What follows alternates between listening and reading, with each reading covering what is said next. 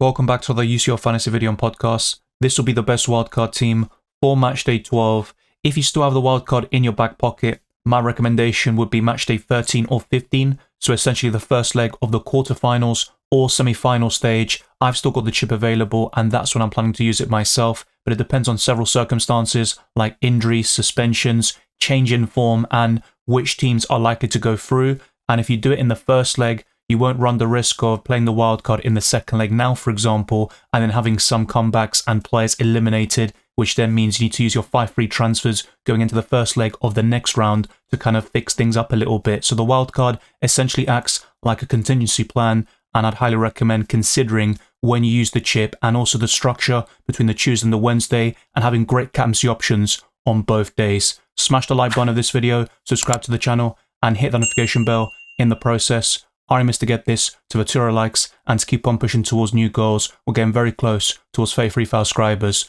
Follow me on X, Instagram and Blue Sky, Dylan RCM, and check all the links in the description below for my Patreon and the championships, for early access to my videos, amongst many other perks. The Discord server, UCL Fantasy League and Spotify can also be found in the description. Without further ado, let's jump straight into it. Right now I'm on the screen of someone who's just new to UCL Fantasy, who has started in the knockout stages and with 105 million in their budget. My squad value is significantly higher. That's not relevant on the Limitless, for example, and I will show an updated draft for that Limitless team because there have been some injuries and a few things to think about over the weekend. But the main focus in this video is on that wildcard team, and keep your eyes peeled for my own team selection where I've got free transfers available and I'll be saving the wildcard for later in the competition. But let's start off with the 2 goalkeepers. This might be the most difficult position to predict because some of the best options play on the same day, and also you've got some rotation risks with the likes of Inter Milan and Arsenal. Jan Sommer has returned to the squad and he has been on the bench for the last couple of matches. Inter Milan have won those games, but Jose Martinez had a shaky performance over the weekend against Monza in a 3-2 victory, and I think Sommer will come back between the sticks for that second leg and he will be the best goalkeeper until Inter Milan are eliminated or they go on to win this competition. I think Sommer is an excellent choice, and with all the rotation you see in that defensive line, you've got a short entry point into the best defence in the Champions League in my opinion. Only 1 goal conceded in this competition and that was against Bayer Leverkusen. They churn out those clean sheets like it's nothing, and you've got decent options in that defence, but also some suspension risks in Bastoni and Dumfries, so going for both of them at the same time isn't advisable. So I think Sommer does help you a lot in those scenarios, but is he definitely going to start? I couldn't guarantee it. So this might be something to reconsider with these goalkeepers, because even with David Raya, maybe he doesn't start as well, and it's Neto who gets his second Champions League start and his second start in general for this campaign. He has been pretty much an unnecessary loan signing for Arsenal, but I think Raya should still start in the second leg against PSV, and if that's the case, they'd be right up there in the clean sheet odds. You will see them in my team selection video. These 2 teams are by far the best defences for Matchday 12. But in terms of longer term goalkeepers, you could argue, I think the likes of Alisson, Szczesny would be right up there, and even Courtois, who gives you a very solid choice in that Real Madrid defence. But a lot of these options play on the same day, unfortunately. So in an ideal world, I would say go for Alisson and Sommer, or go for Szczesny replacing one of them. But that isn't possible because they do clash in Matchday 12, so you can't make substitutions and maximise your chances of getting points in that position. And with Sommer and Raya, they won't meet each other until a potential Champions League final, which might be unlikely, to be quite honest with you. But I think what you get is a great clean sheet odds for Matchday 12, and assuming both of them start, I think those are the best goalkeepers in the short term. Despite the fact that Denzel Dumfries is 1 yellow card away from suspension with 2 bookings in this Champions League tournament, I'd still recommend him as the best Inter Milan defender. And with the wing-back situation, Carlos Augusto made his return as a substitute in that 3-2 win over Monza. And I think the centre-backs is probably overpopulated, you could say. Inter Milan have so many options there in Bisek, De Vrij, Acerbi, Pavard, you name it. I think there could be a lot of rotation despite the fact that Inter Milan always play a back 3. So I think Denzel Dumfries is a safe and secure route to having a starter in Matchday 12. But with that suspension risk, could you even argue that they go for Bastoni on the left and they go for Carlos Augusto as the other wing-back? That would play one of them out of position. In fact, both of them might even play out of position in that scenario. So that could be a bit awkward, but it's just something worth bearing in mind. And with Inter Milan, we will get the lineups, I think, during the deadline stream, because Sky Sports Italia always post something on Twitter and their lineups pretty much always end up spot on. And if that does come out, it will be covered in my deadline stream, so we can identify the best Inter Milan defender for Matchday 12, and Jan Sommer is a great long-term goalkeeper, in my opinion. Next up is going to be a defender with a tough fixture this week, and he actually conceded to the worst team in the Premier League over the weekend, but Trent Alexander-Arnold is a nice route into that Liverpool defence, with a few ball recoveries in there.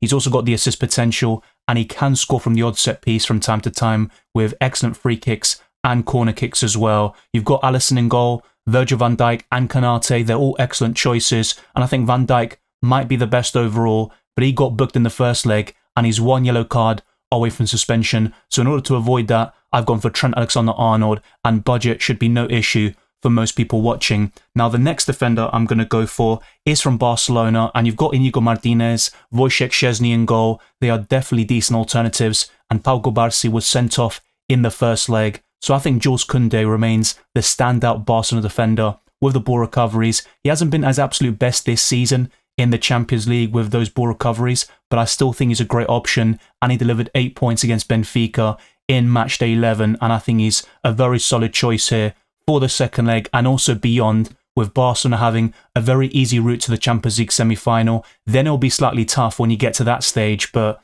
they will face either Lille or Borussia Dortmund if they are able to see out this game against Benfica. Now, the next option is great in the short term, but not so much for the quarterfinals and beyond. But Gabriel is a great choice. I'd expect him to start, but I completely get the hesitations and concerns about Arsenal players. Will they rotate heavily? I still think they'll go quite strong with only a few changes. Gabriel Martinelli returned to the squad and made a cameo in that 1-1 draw against Man United, so we could see him start, for example. But with that defensive line, I wouldn't expect too many changes, and Gabriel should start every single Champions League game until Arsenal are inevitably knocked out of this competition. But the final defender is a very underrated choice who I haven't highlighted too much this season, but Upamecano is getting these ball recoveries and clean sheets on a regular basis, and while Kim Min-jae was better in the Champions League phase, I think Upamecano has really stepped up in the knockout stages. And if you also look at the Bundesliga performances, Upamecano is undoubtedly Bayern Munich's best centre-back. He does have the odd mistake in him from time to time, but Kim Min-jae is arguably even more error-prone, and that's the best centre-back partnership that Bayern Munich have to offer. And amongst all their defenders, which includes Guerreiro, who scored this weekend in that 3-2 loss against Bochum, it's still Upamecano who stands out in that defensive line. It's also worth noting that Manuel Neuer picked up a calf injury after celebrating Bayern Munich's second goal against Bayer Leverkusen, so that could be a massive miss for the second leg, and I do think Bayern could lose the second leg and then still go through because of their commanding 3-0 lead, but Upamecano would be my favourite there. If you're on a Limitless, I'd maybe favour Grimaldo because of my prediction for that game, but who do I think will go through? It's still going to be Bayern Munich, and Upamecano could be a very good option in the long term. Inter Milan saw several key players return from injury on Saturday, and Hakan Çalhanoğlu was one of them. He scored, won player of the match, and he is arguably their best midfielder overall, alongside Barella, and in UCL Fantasy, he's the one I'd recommend. He's also an expert penalty taker. He's scored a penalty this season against Arsenal, so I think Çalhanoğlu is a great option. He can get the odd ball recovery point, and in terms of player of the match awards, he does get quite a few of them ever since the beginning of the last campaign, so I'd highly recommend the likes of Çalhanoğlu in that midfield. If I had to pick one Inter Milan offensive asset, which includes midfielders, it would still be Lautaro up front. Marcus Thuram is showing decent form. That's another differential to consider. But Çalhanoğlu would be my second favourite Inter Milan asset in those attacking areas. And while Sommer and the likes of Dumfries will be the standouts overall, I do think going for 3 or 4 Inter Milan players in every single position basically would be the way to go for matchday 12. This could be problematic for the quarterfinal stage should they see out Feyenoord, because they would face either Bayern Munich or Bayer Leverkusen, and I'm actually expecting Inter Milan to reach the Champions League semi-finals, but it will be extremely tough, and maybe by the quarterfinal stage you'd want to trim it down to 2 or 3 Inter Milan players, but we'll talk about that when the time comes. Next up is going to be a very simple choice. He scored a brace of penalties on Saturday, and that's Mohamed Salah, as Liverpool went 15 points clear at the top of the Premier League table. So their main focus will be on that Carabao Cup final and also the Champions League, where they're in a strong position. They got battered against PSG, but still found a way to get that 1-0 victory, and it goes to show they can adapt to the opposition and play in different ways. Salah didn't play particularly well, but his replacement, Harvey Elliott, scored the winning goal, and I just think Liverpool have decent squad depth, especially in those attacking areas, but Salah is by far the best option in that attack. There is no doubt about it, and Cody Gakpo remains doubtful. The issue isn't long-term, according to Arne Slot, and you've got the likes of Diaz and Jota, but I wouldn't pick any of them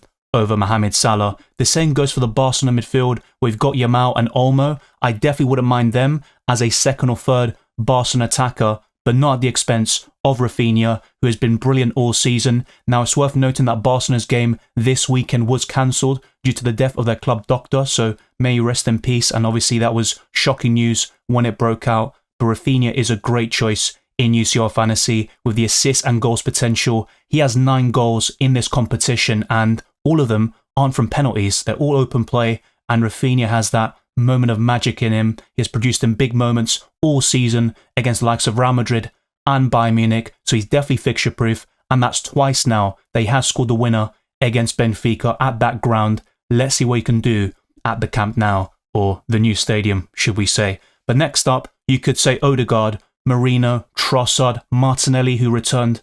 Any of them could be decent options against PSV, and I completely get it, and I'd still recommend them if we get an inkling that they start, and I think the likes of Odegaard will, for example. But I would go for an Aston Villa attacker, and Morgan Rogers might be my favourite. The likes of Marco Asensio and Emi Martinez missed out against Brentford in that 1-0 win, which was quite surprising to say the least, but if we get any rumours of Asensio starting, that will be my pick from the Aston Villa attack. But if not, Rodgers will do just fine, and the likes of Rashford and Watkins up front are decent options. I'd favour Ollie Watkins, who scored the winning goal against his former club on Saturday, but Rodgers offers better value, and in the midfield, you've got less competition compared to the free forward spots, which are extremely competitive, to say the least. But the final midfielder is going to be Michael Olise, who got 6 points in the first leg against Bayer Leverkusen. If you've got the funds, you can go for Musiala instead. That is down to personal preference. I just think the Frenchman has shown more consistency in the last 10 matches.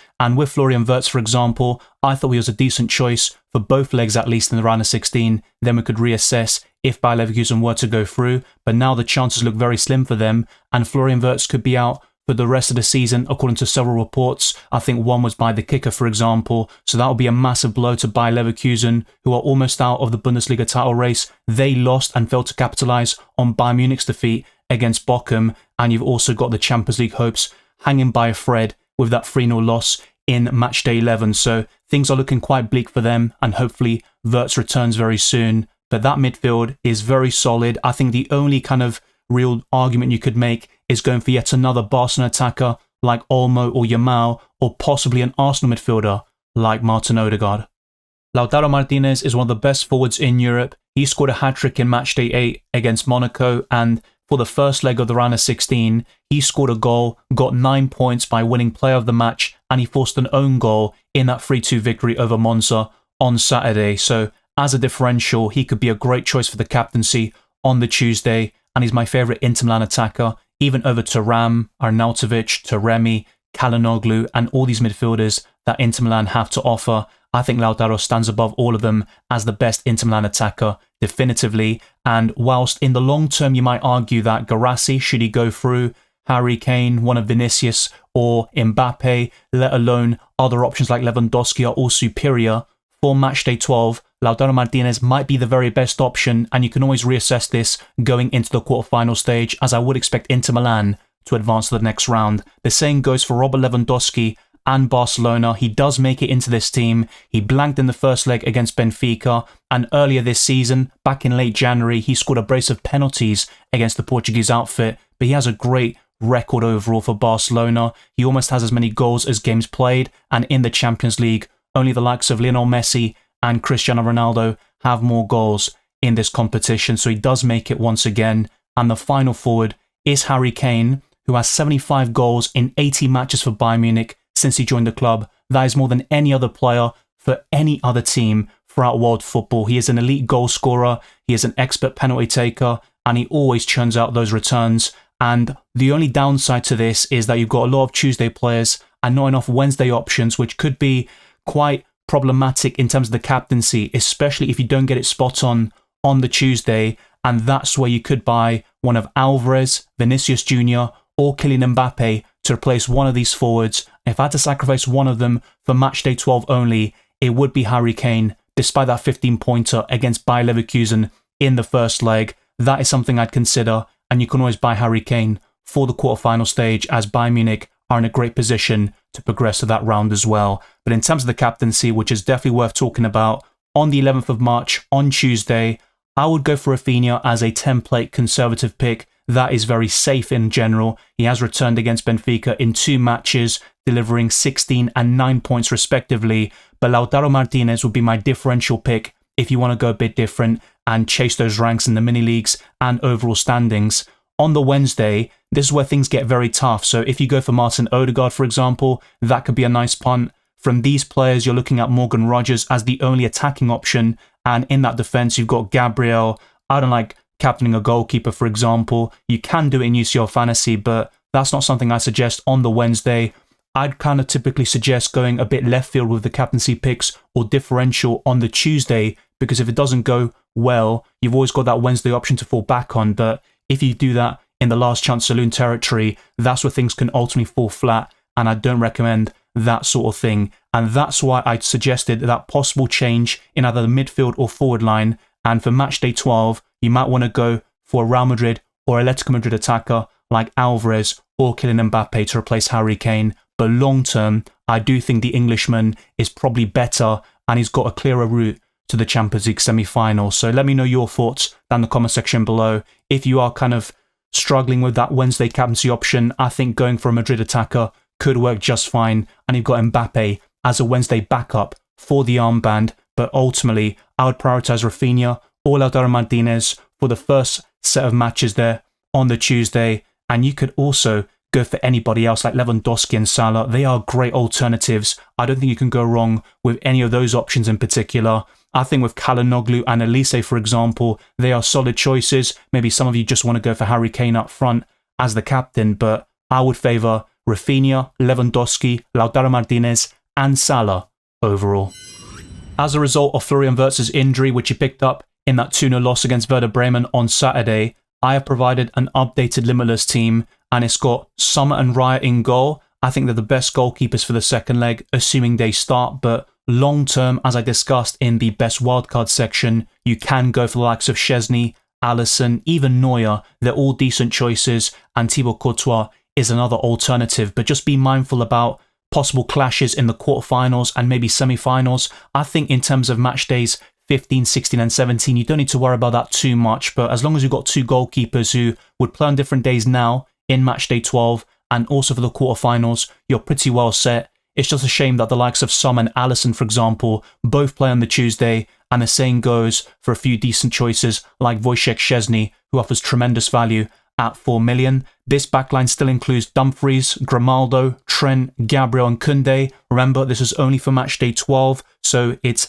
basically like a free hit with no budget restrictions, and that's why I'd favour Grimaldo over any Bayern Munich defender, but long term, that'll be a different story. In the midfield, it's very similar with Çalhanoğlu, one of Rogers or Asensio, depending on any kind of tidbits we get about their lineup. Salah, Odegaard and Rafinha, so that is maybe a little bit different overall. You can still go for Musiala or Elise if you wish. And up front, I've gone for Lautaro Martinez, Mbappe and Lewandowski, but feel free to go for the likes of Bellingham in the midfield, who is now back from suspension, or go for Harry Kane up front. And Guirassy is still a solid choice. He has blanked in the last 2 Champions League matches, but his record overall is still very impressive with 10 goals, more than any other player in this season's competition. And you've got Jonathan David as a mega differential. I think Lille are in a great position to advance to the next round, and Jonathan David scored another winning goal for the French side.